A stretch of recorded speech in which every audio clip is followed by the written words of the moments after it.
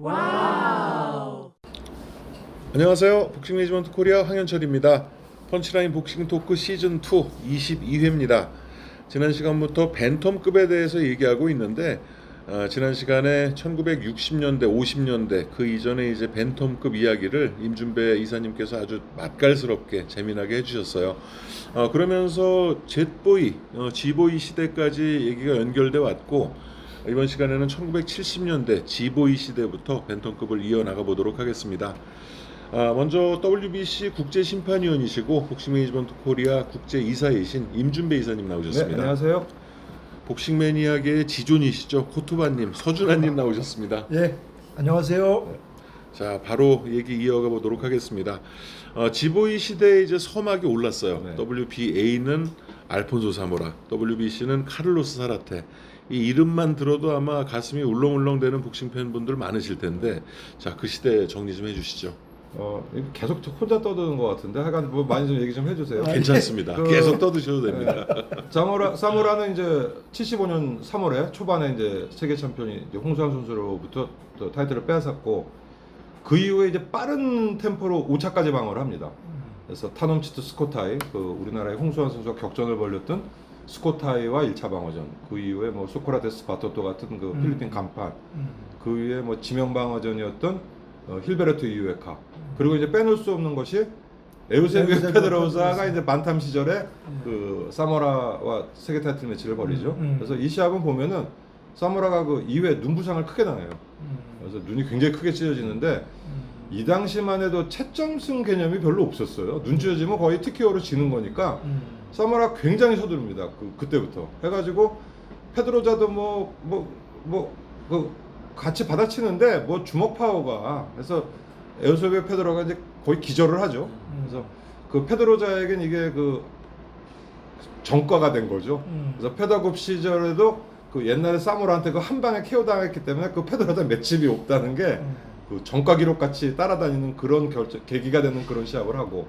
그 경기는 제가 본 그 이제 기억이 나는데 그 당시 이제 레퍼리가 역시 그 옥타비오 메이란이었고 그 로프에서 이제 페드로사를 몰아놓고 그 사무라의 전매 특허인 양훅이 이제 들어가서 페드로사가 넘어졌는데 넘어졌을 때는 실신한 것처럼 보였는데 페드로사가 카운터 9인가 해서 일어나서 자기가 하겠다고 그랬는데 껑충껑충 뛰면서 네, 껑충껑충 뛰면서 예, 그랬죠. 근데 메이란이 거기서도 경기 그냥 끝내버려. 근데 이제 뭐 제가 보기에는 건 타당한 판정이었지만 페드로사가 마치 예전에 잽 주다가 막 항의한 느낌으로 맞아요. 계속 메이란을 쫓아다니면서 자기 할 수 있다고 했지만 뭐 그 경기 결과 뒤집어지지 않고, 그래서 메이란이 그때부터 계속 그 나중에 그 도쿄 대반란까지 계속 이어지는 어떤 그 판정 논란에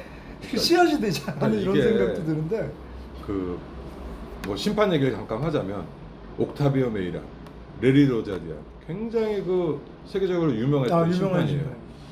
그 밀스레인 굉장히 정말 뭐 굉장히 유명했던 심판인데 보면은 심판을 하다가 뭐 굉장히 큰 실수를 저지르는 경우가 가끔 있어요. 네. 있고 요 최근에 그 슈퍼라이트급 WBA 타이틀 매치였죠.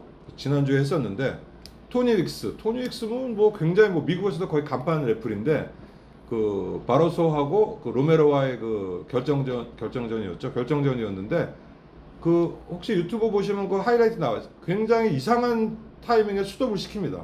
그래서 WBA에서 아마 제시합 그 지시가 내릴 확률이 굉장히 높은데 토니 윅스 하면은 정말 세계 타이틀 매치만 해도 거의 뭐 100번 이상 봤을 거고 거의 레전드급 그 레플인데도 가끔 그런 실수를 하는 것처럼.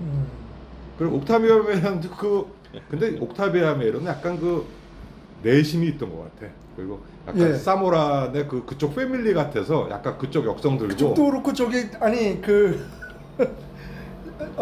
저기 그 타이슨하고 더글라스전에서도 그게 조금 보이는 느낌이었어요. 그러니까 더글라스가 여기까지 선전했는데 그 심판이 뭐 개입하면 안 되잖아요. 근데 메이란이 야 이거 아깝다 이런 느낌으로 롱카우팅을 한 다음에 다시 붙이지 않았나 이런 생각도 들고, 메이란 좀 묘한 하여튼 래퍼인 것 같아요. 그래서 그게 뭐 어떤 그 자기의 그 어떤 뭐가 있던 아니면 실수를 했던 그 보면은 그 레프리 세계적인 레프리들도 그 하나씩 보면은 하나씩 그 별을 하나씩 달고 있어요. 예, 예. 그 카를로스 파디아도 실수를 했고 많이 하죠. 리차드 스틸도 그 뭐 차베스 테일러 뭐 그 아주 올해 예, 뭐 예. 타이슨 누구죠? 저 러독전도 네. 1차전도 그렇고 조 코르테즈 주심도 많이 유명한 심판인데 그 플로이드 메이웨더가 이제 오르티즈. 마지막 KO승 아, 그 빅토르 오르티스 경기 때 그 경기에 KO 당하는 그 펀치가 날아갈 때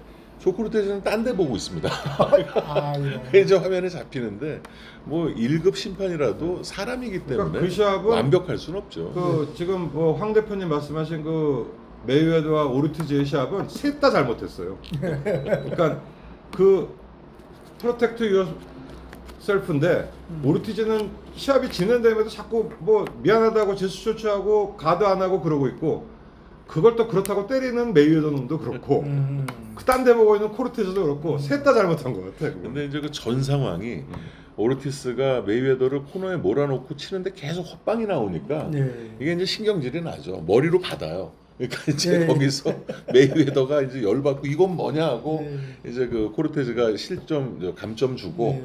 이제 그 상황에서 박스를 하는데 잘해보자고 손을 그래서 내미는데 오르티스는 미안하니까 미안하다고 이렇게 하는데 그 상황에 메이웨더 연봉을 때리고 그냥 때려버려. 그리고 코르테즈는 딴 데 보고 있고 셋다 아주 잘못했네요. 묘한 그런 상황이었는데 근데 사실 사모라와 그 페드로사 경기는 레프리 스톱은 저는 정당했다고 예, 저도 보여지고 예, 그렇게 보는데 외려 페드로사가 좀 그 미스테리한 부분 그러니까 벤텀급 시절에 그게 세 번째 KO패였거든요. 예.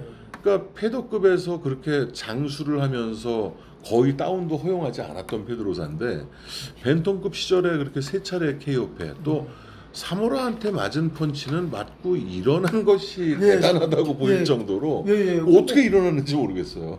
저는 실신한 줄 알았는데 일어났어요.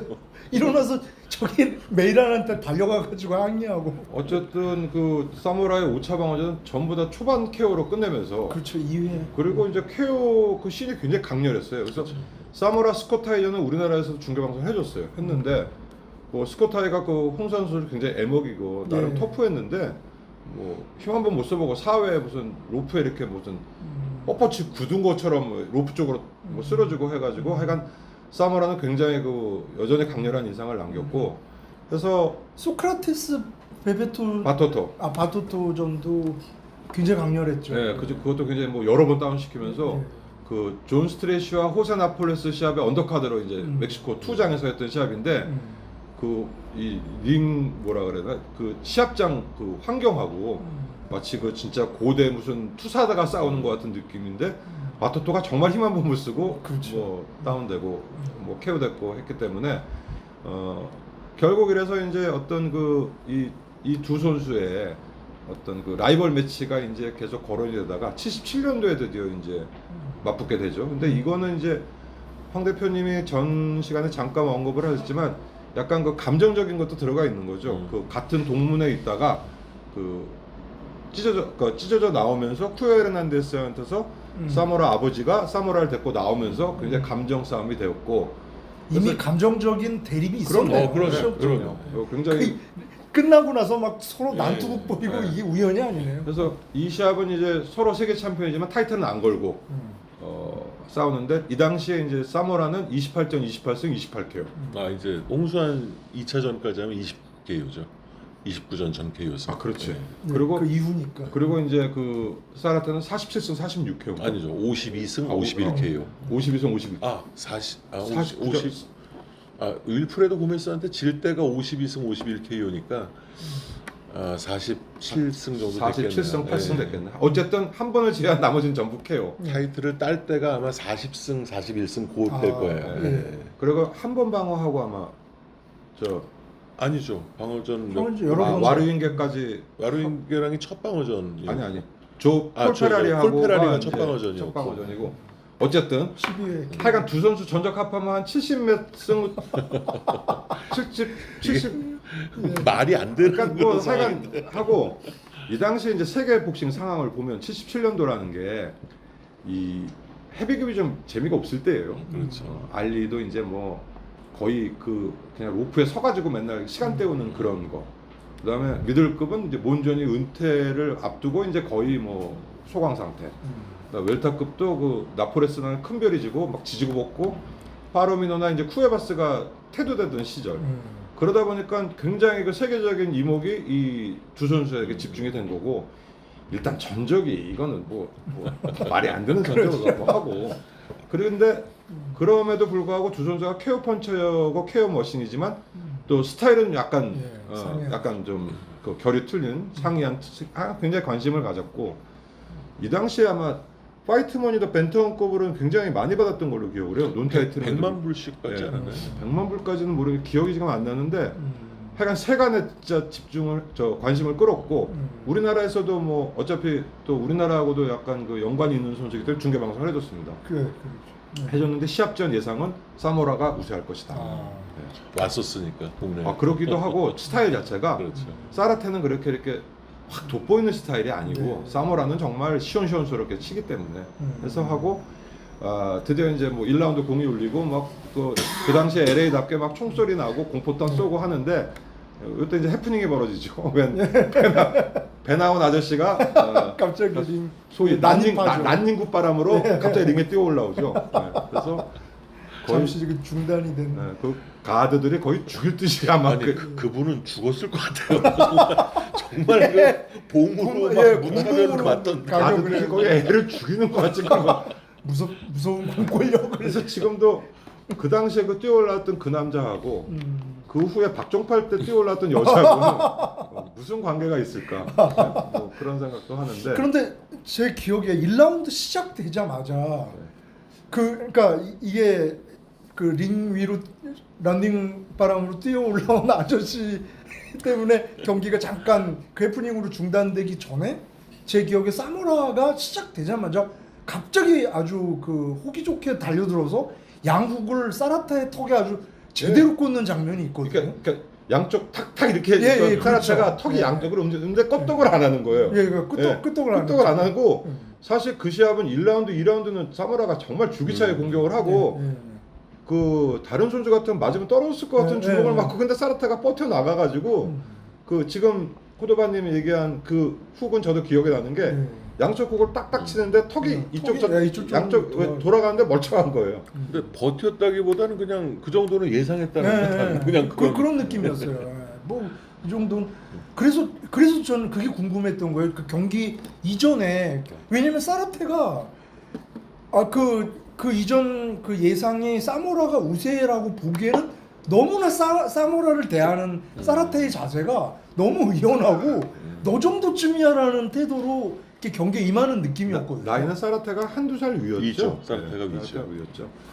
그래서 이제 키도 굉장히 훨씬 한 10cm 크고 뭐 이제 이래서 그런지 몰라도 사모라 뭐 너쯤이야 이런 느낌이었어요. 그래서 그 나중에 이제 그 당시에는 뭐 너무 나이가 어려서 못 봤고 이후에 이제 녹화 필름으로 봤는데 그때 느낌으로는 그게 예상이 안 됐어요. 사모라가 그렇게 경기 이전까지 우세로 예상이 됐을까?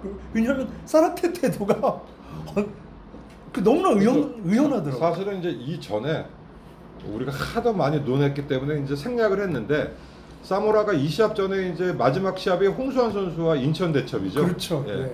그래서 그 당시에 사라테 사모라의 시합을 보고 그냥 우리끼리 한 얘기는 야 사모라가 우리나라에서 멍이 들었다. 내상을 입어가지고 많은 복싱 팬이 그렇게 얘기하고 네. 있습니다. 그 사모라는 뭐 이겼지만 진이 빠졌다. 진이 빠졌다. 그러니까 이 소위 말하는 배터리가 그 오차방한 데서 다 했다. 뭐 이런 소리도 있고 결국 사라테한테 그렇게 완패를 당한 것이 홍수환 선수와 2차전에 영향도 있었을 것이라는 그렇게도 뭐 그런 얘기도 있었죠. 뭐 반론도 있고 뭐 하지만 그런 얘기도 있죠 그래서 지금. 홍수환 사무라 2차전에 인천 시합은 뭐 하도 여러 번 언급을 했기 때문에 그냥 여기서는 지나가는 걸로 했는데 지금도 뭐 우리나라에서 그 어떤 격전의 어떤 시합 중에는 그래도 손꼽힐 그런 시합이었고 굉장히 그 온 관중들도 분위기 대관중이 왔고 또 굉장히 그 격앙된 그 어떤 유난히 그 아주 격앙된 그런 그 시합장 분위기 또 결과도 전혀 뭐 듣도 보도 못한 이상한 결과였기 때문에 여전히 뭐 지금도 그 좀 미스테리하고 또 다시 보고 싶은 시합인데 아쉽게도 그 시합도 아직 자료가 남아있질 않아가지고 홍수환님의 그 본인도 백방으로 그 시합을 좀 구해보려고 했는데 뭐 남아있는 게 없다고 미국 쪽이나 뭐 다 알아봤는데도 사모라 본인한테도 의뢰를 해봤는데 뭐 알 수가 없다고 그러는. 그 유튜브인가 30초짜리 그 경기 스톱 예. 바로 되기 전에 이제 올라온 걸 이제 본 걸로는 그 전까지 경기 양상은 이제 모르는 상태에서 봐서는 지금 관점에서는 레퍼리 스톱이 됐어도 뭐 왜냐면 그 레퍼리 스톱의 기준이 제가 알기로는 공격하는 선수가 얼마나 그 너클 파트로 정타를 날리느냐 여부보다 맞는 선수가 공격을 하느냐 안 하느냐 주먹이 나오느냐 안 하느냐. 몇 초였더라요. 그게 주먹이 안 나오면 룰상은 그 몇 초 이상 주먹이 안 나오면 스톱닥으로 된다 그러고, 아까도 얘기했지만 그 당시에는 그렇게 카운트 없이 스톱하는 게 우리나라에서는 생경한 경기였기 때문에 그러고, 그 시합 끝나고 이제 홍수환 선수 자신은 그 방어를 굳게 하고 반격을 엿보고 있었다고 했는데, 제가 그 직관을 한 바로는 홍수환 선수 발이 완전히 땅에 붙었어요. 그러니까 바디를 너무 많이 맞았다고. 그러니까 그렇게 버티고 있는 것조차도 진짜 대단한 것 같고, 아마 제 생각에는 어떤 반격의 힘은 그렇게 안 남았을, 물론 사모라도 기진맥진한 상태였지만 그 뒤집기는 좀 힘들지 않았을까 하는 생각도 하는데, 하기야 뭐 복싱은 뭐 모르는 거니까. 그냥 남은 그 스틸을 보면은 사모라 얼굴도 굉장히 많이 많이 부러져 상했어요. 있더라고요. 그렇기 때문에 사라테와의 시합 맞았을까? 많이 맞았어요. 예. 많이 맞고, 사모라 시합 중에 그렇게 부상을 당하고 했던 거는 처음 보는 또 거예요. 가장 긴 라운드를 뛰었고, 저는 사실 다시 보고 싶은 부분이 그 9라운드 홍수환 선수의 러시. 그때 이제 옥타비오 메이란 주심이 팔을 끼면서 막아섰다는, 본인은 그게 천추의 한으로 남아있다고 하시는데, 그러니까 이런 상황이었죠. 그 사모라가 막 들어가다가 홍수환 선수가 때린 게 카운터가 아주 타이밍 좋게 맞았어요. 그래서 로프 쪽으로 이제 그러니까 사모라가 후퇴를 하는 걸 처음 봤어요. 뒤로 가더라고. 뒤로 하니까 이제 홍수환 선수는 또 임기응변에 능하니까 야 찬스라고 생각하지 막 따라 들어가면서 또 치니까 사모라가 완전히 로프로 밀리면서 마치 그 카라스키아가 로프에 밀리듯이 가드가 벌어지면서 로프로 밀렸고, 또 키가 작으니까 벌어졌는데, 거기서 갑자기 옥타비오 메이란이 홍수환 선수를 제지를 해요. 한쪽 팔을 잡았던 가면서, 그러면서 막 모를 주의를 주는데 주의를 줄 게 없는 거야. 그러니까 뭐라고 이제 막 옥타비오 메이란이 뭐 주의를 주듯이 홍수환 선수에게 얘기를 하는데 뭐 할 게 없는 거야. 그러니까 홍수환 선수는 막 제스처를 쓰고, 밑에 그 홍수환 선수 친형이나 막 그냥 난리를 피고, 관중들은 막 물컵 집어 던지고 막 그랬던 상황이에요. 명백한 편파 판정. 그렇죠. 예. 그건 뭐 그래서 이론의 여지가 없이. 뭐 지나간 얘기지만 그렇게 바란스 무너지고 약간 핀치에 몰린 거에서 홍수환 선수가 잘만 때렸으면 나중에 보니까 뭐 사무라도 맞으니까 떨어지는 걸 보면 뭐 그런 찬스도 있지 않았을까 하는 건데, 항상 if죠. 어차피 결과는 그렇게 해서 지나가 버린 거고 했기 때문에, 그러기 때문에 사실 옥타비오 메이란 주심이 스톱을 걸었을 때 그냥 그 전까지 별일이 없었고 스톱을 걸었으면 그렇죠. 그런가 보다 했을 텐데, 그때 너무 편파적인 모습을 맞습니다. 보여줬기 때문에 저 새끼 저거 나쁜 새끼다 저거 자모라 편이라고 이제 난리가. 이미 빌미를 본인이 제공을 했어요. 예. 그래서 뭐 홍수환 선수님은 지금도 본인의 그 천추의 한으로 그 메이란 얘기를 하는데, 뭐 인생에 그런 거 그렇지 않습니까? 복싱이 그런 거고 해서, 그때 만약에 그 안 말렸으면 그게 뭐 KO로 이어질 수 있었는지 아니면 또 자모라가 넘겼을지는 뭐 아무도 모르는 거고. 근데 만일 그때 또 이겼다면 사전오기 신화는 안 나왔겠죠. 그렇죠. 그래서 홍수환 선수는 오히려 그 시합에서 뭐 아픈 만큼 성숙해져가지고 후에 또 그런 사전오기의 신화를 만들었고, 사모라는 그 시합에서 이겼지만 멍들어가지고 사라테한테 뭐 그렇게 무참하게 지면서 이제 그 쇠락의 길로 빠져들게 되는 거죠. 그래서 사모라 사라테 시합을 다시 돌아보면은 1, 2라운드 뭐 4회전까지 뭐 사모라가 진짜 죽을 힘을 다해서 치는 것 같은데, 지금 말씀하신 대로 사라테가 별로 데미지를 안 받는 것 같고, 사라테 이제 정확한 펀치가 맞으면서 사모라가 이제 그 3회부터 이제 어퍼컷이 들어가기 시작해요. 진짜 저는 리딩 펀치를 흔히 제이비나 가벼운 이제 그 레프트 혹은 이제 라이트 스트레이트를 치는 경우는 봤어도 아니 어퍼컷을 리딩 펀치로 쓰는 경우는 전 그 경우 처음 본 것 같아요. 그게 그리고 어떤 지도의 차이인 것 같은데 뭐 우리나라나 일본은 그 룰대로 가르치지 않습니까? 잽 치고 스트레이트 치고. 예. 근데 확실히 멕시코 애들은 지 치고 싶은 펀치를 치는 것 같은, 그러니까 지 하고 싶은 대로 놔두고 거기에 교정을 해주는 약간 그런 지도법이 멕시코 애들은, 그러니까 너 하고 싶은 주먹을 먼저 쳐라. 꼭 뭐 잽부터 치고 원투 치라 이게 아니고 그때 상황 따라 너가 가장 잘 맞을 것 같은 주먹을 치라. 뭐 이런 쪽, 그러니까 지도 방법도 약간 틀리기 때문에 멕시코 애들은 보면 뭐 원투 뭐 이거 아니고 뭐 갑자기 뭐 이상한 주먹 나오고 그런 게 많은 게 약간 그런 지도법에도 조금 차이가 있는 것 같더라고요. 그러니까 그 말씀하신 대로 3회 중반까지는 사무라가 잘했죠. 그 활달한 공격을 앞세워가지고 약간 몰아붙이는 양상이라고도 말할 수 있을 정도로 잘했는데 3회 중반이 넘어가면서부터 페이스가 갑자기 기울고 아니 사무라가 그 참 지금까지 너무나 탄탄대로를 달려온 복서라서 그런지 몰라도 잡초였으면은 그걸 숨길 수도 있었을 것 같은데 너무 쉽게 허물었으니까. 예, 너무 쉽게 이렇게 기울어지는 게 확 이렇게 눈에 들어올 정도더라고. 표정부터 해가지고 이게 눈도 처지는 것 같고 뒷걸음질 계속 밟고 그러다가 이제 뭐 코너에 몰리니까 별 펀치가 아닌 것 같은데 뭐 우리가 보기엔 그랬지만 사실 이미 그때 리딩 펀치 몇 개 걸려서 뭐 거의 뭐 기를 못 쓰는 상태에서 그냥 본인이 로프를 잡고 턱속 그냥 무릎을 꿇어버리잖아요, 그냥. 그러니까 4라운드에서 더 비참하게 이제 맞고 쓰러지니까 코너에서 타올이 날라오는데 하필이면 또 얼굴을 덮어버리죠. 하필 그 얼굴이 또 사마라 얼굴을 뭐 고인되듯이 덮어버려가지고 굉장히 신경질적으로 예, 던지고 아니다 또 올라가서 난동을 쪽으로 그거는 이제 올라가서 아버지신가요? 그런 맞아요. 그 사라테 쪽에 쿠에라는 데한테 그 짧은 다리로 다리 안 올라가는데 막 발길질을 하고 이제 험한 꼴 보이는 거죠 거기서. 그러니까 그 경기도 해프닝의 연속이. 그러니까 그 시합은 아까 얘기한 대로 뭐 정말 그 라이벌전에 앞서서 그 양쪽의 그 어떤 그 관리자들의 감정 싸움부터 시작됐기 때문에 그리고 그렇게 그런 감정 싸움으로 한 시합에서 지리가 더 분한 거지.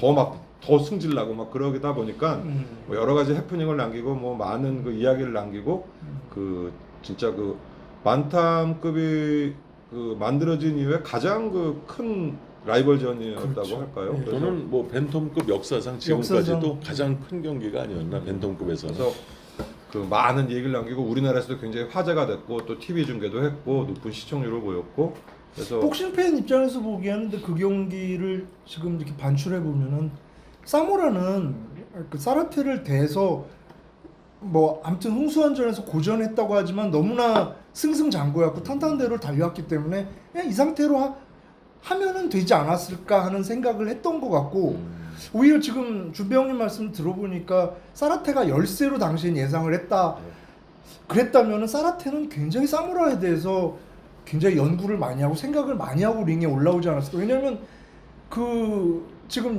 말씀하신 대로 리딩 펀치가 어퍼로 구사하면서 그 키 작은 사무라를 공략해 들어갔다라는 거는 굉장히 상대에 대해서 어떤 부분이 이제 타점이 올 수 있겠다라는 지점을 본인이 잘 헤아려서 그 경기에 임하지 않았느냐 이런 생각이 들거든요. 저는 준배 형님이 그 말씀하신 사무라가 좀 유리했다는 그 예상평은 국내 예상평을 말씀해 주신 거고 현지의 분위기는 달랐을 거예요. 왜냐하면 이 선수들이 그 둘이 한 체육관에 있었다면 분명히 스파링이건 뭐건 많이 해봤을 것이고 오스카 델라 호야가 스웨인 모슬리에게 극한의 그런 약점을 그러니까 맥이 잡혀버린 듯한 모습을 보이는 것도 뭐 두 선수가 2살밖에 차이가 안 나는데 어린 시절부터 뭐 아마추어 시합도 한번 했었고 어렸을 때 2살은 크잖아요. 예. 그때 이제 한번 졌던 경험도 있고 뭐 2살 많은 어쨌든 모슬리도 잘하는 선수였기 때문에 그때 이제 한번 주눅이 들어버리니까 이게 성인이 돼서 호야가 월등한 능력을 가지고 있음에도 발휘를 못하더라고요. 그렇죠. 상대적으로. 그러니까 설득력 있는 말씀이죠. 네, 아마 사라테 사모라도 그 비슷한 부분이 있지 않았을까. 그러니까 저희도 그래서 뭐 예상일 뿐인데 그 1라운드에 정말 2방을 맞았는데도 전혀 뭐 아무렇지도 않다는 듯이 한다는 게 그렇지 않아 싶어요. 그 당시에 우세했다는 그거는 어디에 기초를 뒀냐면 일단 인기가 사무라가 더 많았어요. 많았죠. 많았고 사실 사라테는 마르티네즈를 이기고 챔피언이 되고 굉장한 전적을 갖고 있지만 방어전 실적이 사무라이에 비해서 좀 못했죠. 네. 근데 지나고 생각해 보니까 사무라는 그 시합이 아니었어도 그렇게 명이 길지는 않았을 것 같아요. 그러니까 굉장히 강렬함이 있는 대신에 그 약간 오리바레스도 그런 식인데 기복이 있거나 아니면 자기의 그 어떤 딱 그 악성을 만나면 어떻게 그냥 무너져 버릴 수 있는 요지가 굉장히 많았고 거기에 비하면 사라테는 뭐라 그럴까 안정감이라고 그러나 그런 게 오히려 사라테 쪽에 더 있었던 것 같고 그래서 사무라는 그 사라테를 안 만났어도 누군가 잘못 만났으면은 그 허물어질 수 있는 요건이 굉장히 많았고 그 전에 홍수환 선수를 이기고 연속 케어 방어를 했기 때문에 그게 좀 가려졌을 뿐이지 그럴 요인은 사무라 쪽이 좀 많지 않았을까 그런 생각이 드네요.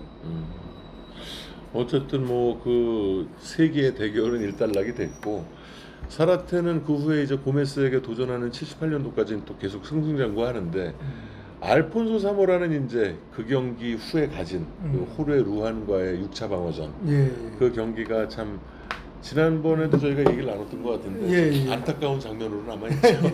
10라운드에 그 마치 팔이 잡듯이 툭 던진 잽을 맞고 이제 그렇게 그 강인해 보인 사무라가 등을 돌리고 뭐 루안 스타일은 뭐 주는 것 없이 위운 스타일이에요.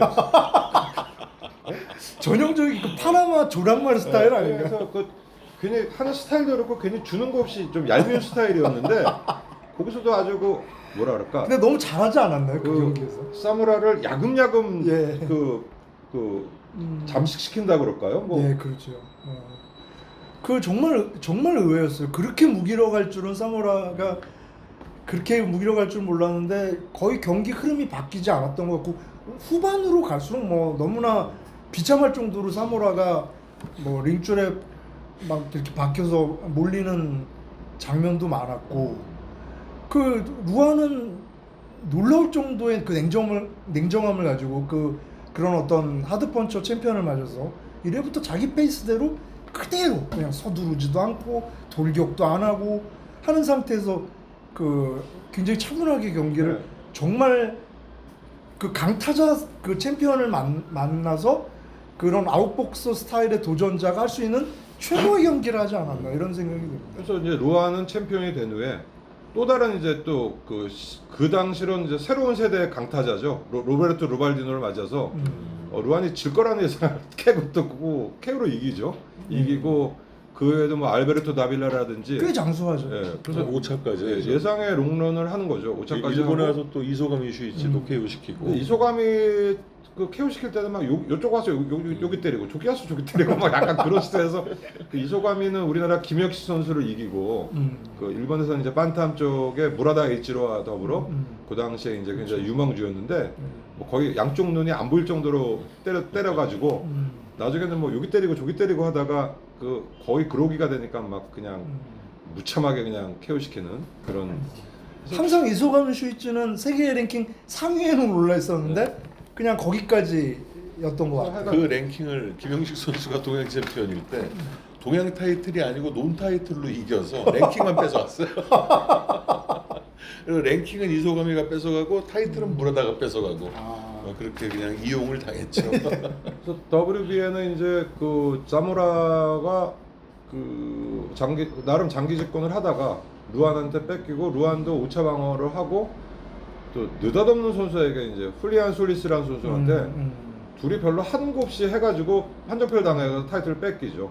뺏기고 이제 그때 약간 이제 좀 뭐 타이틀이 이제 이동이 좀 심하다가 제프 챈들러 드디어 이제 훌리안 솔리스가 맞이한 상대가 미국의 흑인 복서 그 필라델피아의 그 흑인 복서인데 그때만 해도 이제 미국에서 벤텀은 그렇게 존재감이 없던 체급이기 때문에 어쨌든 이 제프 챈들러가 솔리스에게 도전을 해서 14회 KO였던가요? 예, KO를 이기면서 이제 챔피언이 되면서 몇 년 만이죠? 미국에 이제 30년 만이고. 예, 만탐의 세계 챔피언이 나왔는데 이 선수는 뭐 사실 세계적으로는 그렇게 뭐 크게 곽강은 못 받았지만 미국 내에서는 그 오랜만에 벤턴급 세계 챔피언이라는 그 희소성 때문에 좀 뭐 나름 인기를 누렸고 일본에 와서도 방어전을 하죠. 2번 왔죠. 네, 무라다 그래서 에이저로 때문에. 이 제프 챈들러를 말하면 이제 아까 첫 해 말했던 일본의 반탐에서 세계 챔피언이 되고도 남을 것 같았는데 못된 선수 중에 하나. 그 무라다 에이지로와의 무라다 그 3년 전이 이제 그 나름 제프 챈들러가 굉장히 그 지금까지도 팬들에게 남는 그 3년 전이 되는데 첫 번째 샵은 이제 일본 원정을 해서 하는데 이래 이제 그 챈들러가 큰 펀치를 한번 네, 맞고 무라다 펀치를 맞고 네. 크게 갑자기 무라다가 챈들러하고 먼저 했나 핀토르하고 먼저 핀토르랑 먼저 아, 했어요. 그래서 이 무라다는 그 WBC 뭐 후에 얘기하지만 그 당시 WBC 반탄급 챔피언은 이제 핀토르를 데리고 와서 했는데 그 핀토르와 무승부죠. 네, 무승부죠. 무승부. 해가지고 굉장히 아깝게 져서 지금도 그렇지만 일본은 가능성이 보이면 뭐 앤드리스하게 세계 타이틀 여건이 되면 시키더라고요. 그래서 챈들러 그 WBA 챔피언을 데리고 왔는데 1회전에 크게 챈들러를 핀치에 몰아넣었지만 그 시합도 역시 무승부. 그래서 다시 붙죠 또. 근데 이번에는 이제 미국 네. 가가지고 아틀란타 시티인가 아틀란타 했는데 네. 뭐랄까 적지의 부담이라 그럴까 해서 KO가 되고 그 전 경기에 굉장히 선전해서 네. 적지지만 무라다가 해볼 수 있지 않았을까 했는데 너무 무기력했어요 또 그 경기에서. 그러니까 그게 적지에서의 그 핸디 그러니까 뭐 시차라든지 뭐 아무래도 그런 것 때문에 그런지 그리고 챈들러가 더 업그레이드가 됐었겠죠. 업그레이드가 된 것 네, 그리고 같더라고요 실력이. 챈들러도 굉장히 그 두뇌적인 복싱을 하는 선수이기 때문에 아마 상대에 대한 파악이 더 잘 많이 했을 거고 무라다는 그대로 그냥 그 상태였는데 챈들러가 굉장히 업그레이드가 많이 된 느낌을 받았어요. 그렇죠. 훌리안 솔리스 2차전에서는 거의 그냥 치레케오로 진 이겨버리니까 네. 많이 발전했죠. 채찍같이 막 휘두르는 그 펀치가 무라타를 매력적이었어요. 가지고 놀더라고요. 그 그렇죠. 무라타 하면은 저희 그 유튜브 댓글에 그 일본 분들이 많이 댓글을 다는데 지금도 이제 무라타 얘기를 하시는 올드 복싱 그 일본 팬분들이 있으신데 지금도 그 굉장히 생생하게 무라타 에이지로에 대해서 회고를 하면서 이제 얘기를 많이 하시는데 그런 실력에 비해서는 참 그 제프 챈들러 2차전을 고비로 무라타의 복싱 운은 꺾인 게 아닌가 싶을 정도로 그래서 무라타는 이제 우리 쪽에서 보면 한국인 킬러죠. 그렇죠. 그 동양 타이틀을 12차까지 방어를 하는데 우리나라 선수들이 거의 다 초반 KO로 떨어졌죠. 5명이 다 키워 당했어요. 그리고 더 주로 초반 KO 뭐 2회 문명한 오동열이 2회 키워 당했고 이종수만 8회까지 버텼고 4회 KO도 오용환이 오용환이 4회 4회 KO 키워. 있었고 박종철이 5회 키워. 오해 키우는 그래서 박인규는 무승부, 김영식은 판정패 이렇게. 그렇죠. 김영식 선수한테 이제 타틀 뺏었고 박인규 선수가 아마 이제 무라타와 가장 전이죠. 선전을 한 동양 챔피언 되기 전이죠. 네, 전이죠. 논타이틀로 붙었었는데 어쨌든 무라타는 동양에서는 반탐에서 무적이었죠. 무적이었지만 네. 그 챈들러 벽을 뚫지 못하고 마지막 3차전은 거의 뭐 그냥 원사이드하게 지는 다운 5번인가 나가는 네. 거예요. 그러면 그 동양권에서는 그렇게 무적이었는데 세계의 벽을 넘지 못했다는 측면에서 로얄 고바야시하고도 조금 이렇게 비슷한 면이 있다고 얘기될 수 있을까요? 세계 챔피언을 한번 했으니까. 아 그래도 그리고 예, 단명하긴 했지만 평가는 무라다가 더 일본에서 높았죠. 그랬나요? 근데 로얄 고바야시도 인기도 많았던 것 같아요. 무라다 사실 챔피언된 리아스코전을 빼면 아르게요, 고메스, 페드로사 너무 쟁쟁한 강자를 선수들이랑 그 맞붙었는데 그 당시- 무라다도 핀토르, 챈들러 막강한 챔피언이었잖아요. 예. 그 뭐 고바야시는 그 상대성이 역대 최강들하고 그렇죠. 붙어가지고 핀토르하고 했을 때는 뭐 그래 뭐 무승부 그래 뭐 할 수 핀토르한테 이겼다고도 할 수 있었을 것 같지만 아무튼 일본 홈을 감안하면은 뭐 이제 무승부. 근데 챈들러전은 그 무라타가 이겼다고도 할 수 있지 않았을까 싶은 느낌이었는데 그것도 무승부. 핀토르전은 이제 무라타가 초반에 잘 싸고 후반에 이제 그렇죠. 뭐 네. 기딸렸다 그래야 되나? 그 후반에 굉장히 좀 많이 맞았죠. 역전을 당해가지고 뭐 그런데 무라타 그러니까 이제 챈들러와의 시합은 일본에서 굉장히 아깝게 생각을 했으니까 이제 계속 그렇죠. 했는데 왜 2차전을 다시 홈으로 안 불렀을까? 그러게요. 그것도 좀 미스테리. 불렀으면은 아마 또 가능성이 있을지 모르는데 근데 너무 그 홈님으로 불렀어도 거기 경기 면면에서 보인 실력차가 너무 두드러져가지고 그리고 13라운드에 결국 그 누적이 돼가지고 그 어퍼컷 네. 가볍게 어퍼컷이 그냥 들어갔는데 그냥 크게- 못 일어나 버리죠. 크게 이 젖혀지면서 얼굴이 예, 예. 그래서 레포리스트. 어쨌든 뭐 WBN 그렇게 가고 있고 WBC는 또 다시 오자면 이제 사라테가 그 사무라이에서 노타이틀 이기고는 이제 반탐의 실질적인 최강자가 되는 거죠. 그렇죠. 그래서 방어전마다 이제 연전연승을 합니다. KO하고 뭐 큰 기복도 없이 방어전 수를 계속 쌓아나갔는데 그러다가 또 다른 이제 멕시코의 또 반탐의 또 다른 역사를 쓴 그 루페 핀토로를 맞이하죠. 근데 사실 루페 핀토로는 시합 전부터 사라테와는 레벨이 틀리고 사라테를 이길 수 없다는 평이 사실 많았어요 그 당시에. 동문 아닌가요? 그 맞아요. 둘도 거기도 동문이고 동문이에요. 루페 핀토르가 사라테의 원래는 스파링 파트너였다고. 그래서 그 시합도 푸에라는 데서 휘하에 있었어요. 그 시합도 시합 끝나고 이 뭔가 이 적에 있다, 음모가 있다. 그러니까 채점이 말이 안 돼. 네. 그러니까 AP 통신이 당시에 채점한 게 150대 135예요. 예, 아니 그러니까 한 부심도 비슷하게 145 대 133 이렇게 사라테 우세를 준 경기를 어떻게 2대 1로 그 뒤집어서 경기를 영상을 자세히 보시면 끝나고 나서 이제 사라테가 아유 핀토로 고생했어 이제 막 그런 분위기고 전 근데 결과 나서는 망연자실하죠. 그리고 핀토로가 이제 사라테에게 인사하러 가려고 그랬더니 코너에서 말려요 못 가게. 그래서 이제 거기도 감정의 고를 그대로 보여주는데 뭔가가 그 WBC가 또 멕시코고 두 선수 간의 어떤 알력 그런 그 문제가 분명히 이면에 있었을 것 그거는 같아요. 그러니까 사라테 타이틀을 빼앗으려는 어떤 음모가 있었지 않으면 그런 판정이 나올 그런 수가 판정이 없고 뭐 사라테는 어쨌든 사모라와의 시합 이후에 그 고메스에게 슈퍼반tam에 한번 도전을 하는데 그 시합에서 이제 그 아주 고메스가 좀 더티하게 하죠. 뭐 공 올리고 가는 사라테를 가서 때리질 않냐. 임자 만났죠. 네, 그때. 그래서 한번 들어 매치기까지 하죠. 그래서 뭐 사라테는 이제 그 당시에 체중 조절에 실패를 하고 베르토리코는 사우나가 없다 그러더라고요. 그래서 뭐 체중 조절 실패하고 컨디션 난조로 졌지만 뭐 진정한 승부라고 보기에는 좀 그러니까 그 경기도 이상한 게 왜 푸에르토리코에서 했을까요? 그게 그런 그러게 빅매치면은 말이에요. LA에서 했어야 맞았을 것 같은데. 뭐 라스베가스. 예, 라스베가스나. 어쨌든 그 시합으로 인해서 고메스는 이제 위상이 굉장히 올라갔고 하지만 이제 사라테는 뭐 한번 스타일을 구겼지만 뭐 반탐 타이틀은 계속 롱런을 해서 9차까지 방어를 했는데 갑자기 그 핀토로와의 지금 어떤 그 말도 안 되는 판정으로 그거 나중에 채점하는 거 왜 하잖아요. 한번 지금. 네, 해볼 만하겠네요. 해볼만 할 것 같아. 사회 다운도 한 번 있었고. 그렇죠. 그래서 핀토르는 뭐 그 지금까지 말해왔던 그 올리발레스, 에레라, 마르티네즈, 뭐 그 사모라, 사라테와는 또 결이 틀린 약간 좀 묵직하지만 이렇게 돋보이는 복싱은 아닌 대신 좀 안정감은 있고 뭐 그런 선수고 이제 이 선수는 약간 그 멕시코 원주민 피가 흐르는 그 외모도 보면은 약간 그 아즈테카 전사 아즈테카 같은. 전사 같은 뭐 그런 선수였는데 사실 뭐 실력이 굉장히 이렇게 화려하거나 뭐 그러진 않았겠지만 좀 수수한 존재고 어쨌든 뭐 이 선수도 계속 방어전을 해나가고 일본도 2번 왔었죠. 무라타와 이제 무승부를 하고 허리케인 테루. 그 허리케인 테루 선수도 좀 희한한 선수죠. 그렇죠. 거의 뭐 패전 전문 같이 됐다가 어느 날 갑자기 눈을 떠가지고 그 대기만성에 아주 표본같이 돼서 굉장히 그 승승장구해서 핀토로 하는데 그 시합도 굉장히 격전이었어요. 맞아요. 그래서 핀토르 경기가 다 재밌습니다. 그렇죠. 만만해서 그래요.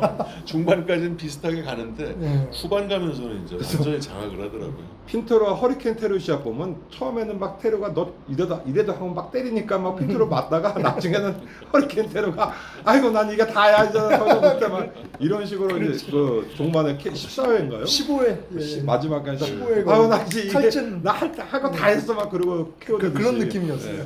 그래서 정말 허리케인 같은 그런 선수였고 이제 뭐 핀토르는 핀토르도 역시 슈퍼반탐을 한번 노크를 하죠 고메스. 그 이제 거의 방어전 끝낼 무렵에 네.